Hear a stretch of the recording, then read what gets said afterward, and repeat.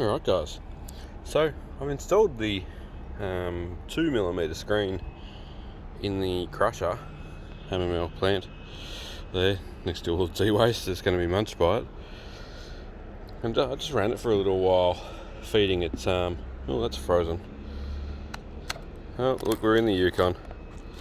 I fed it a bit of cable and some PCBs to see what would happen.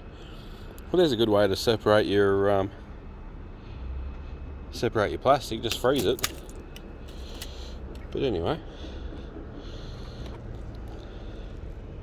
this is the kind of thing you end up with.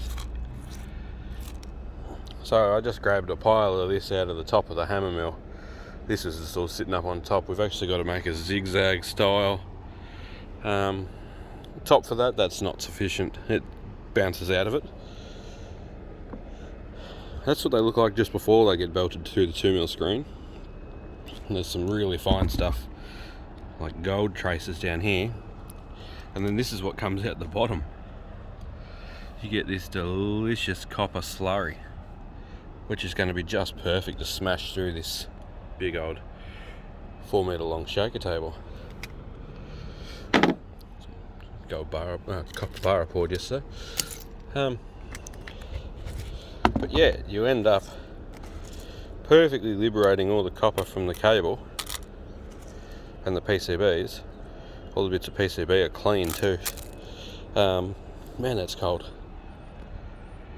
That's what you end up with. You just end up with this beautiful copper shred. The odd piece bigger like this is getting through. That's not a piece, that's frozen, but yeah, there's a zigzag there, the U shape. Some of them are getting through. There must be a gap where the screen is or something.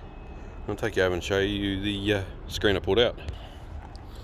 So as you can see, there's all the little ball bearing size or ball bearing shaped pieces. You can see the copper dust that's all over it. I actually stuck the hose in it as well. I don't know if I mentioned that. Stuck the hose in there to mitigate the dust, and it would also probably, well, definitely keep temperatures down.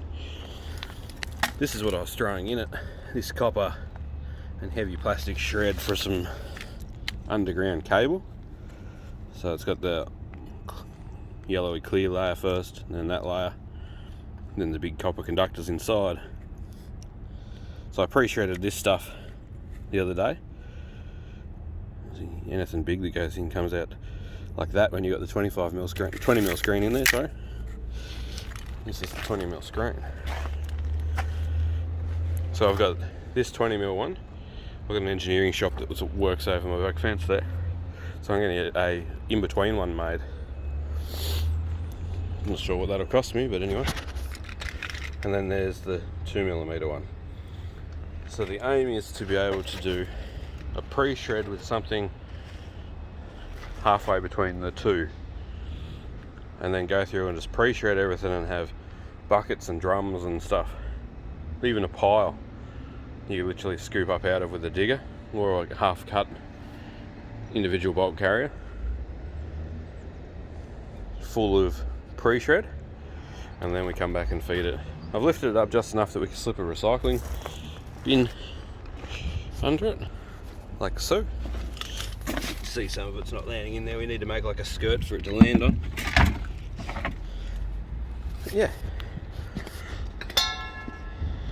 the little diesel on this thing's just beautiful. I'm going to give it a service.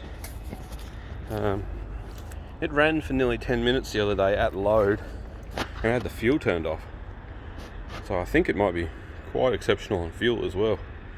I haven't put any in it from the 5 litres we put in it first the other day. But yeah, that's where we're at. I'm going to make a little zigzag up off this, and then put a spray bar in that. It doesn't have to be a great deal of water, but it definitely, it's got to be better for it having water run through there. It'll keep it cooler and no dust, because doing it yesterday was a little bit of a windy day. I had that rubbish little shield that he made just to stop you getting hit by pieces, the fella I got it off. But the problem was the copper dust was just just teeming out of it. So this will all be covered in copper dust. So we can't have that. One, we don't want to lose the metal, and two, you don't want it in the environment or in your lungs. So water will mitigate that. Yeah.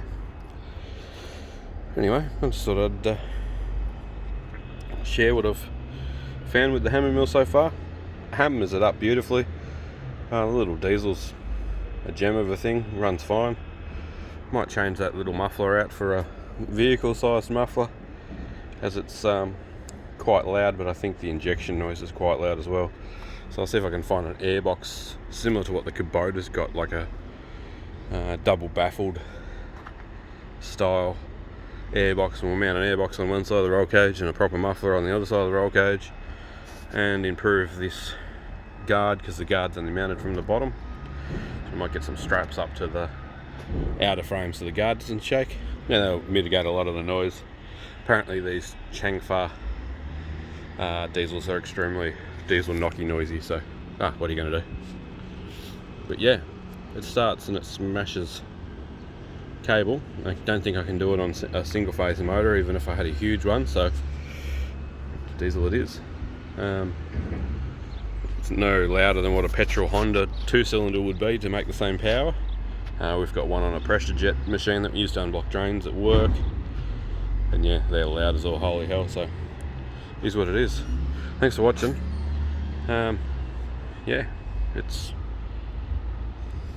a work in progress, but it liberates copper from PCBs. Hopefully to the point where we just throw stuff like that in there and all the good shit lands in the bucket and I shaker table it on that. Thanks for watching. Catch you next time.